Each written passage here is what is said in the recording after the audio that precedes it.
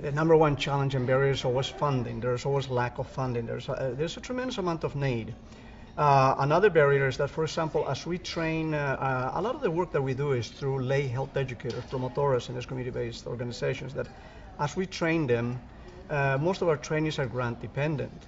And of course, when we train them, we find that they often have to discontinue services when the grants run out, and then they have to take on some other activity. Challenges are usually associated with the fact that there has been less and less money available.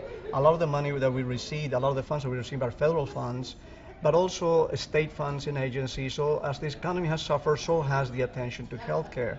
And therefore, the lion's share of the work that we do is called health education, health promotion. In the area of health, our objective is to keep the families and older adults, of course, healthy and in their communities. And there's never enough money for prevention as much as there is for healthcare services, for example, in some arenas nationwide.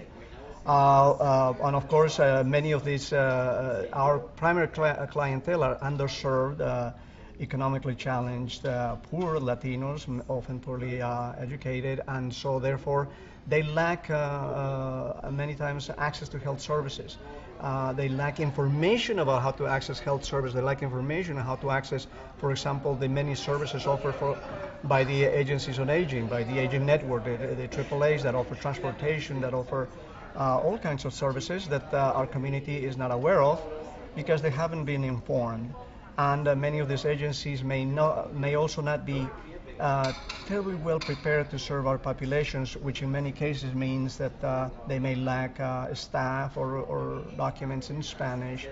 And so there is that issue that we're trying to solve, which is to match the population to the services that are available.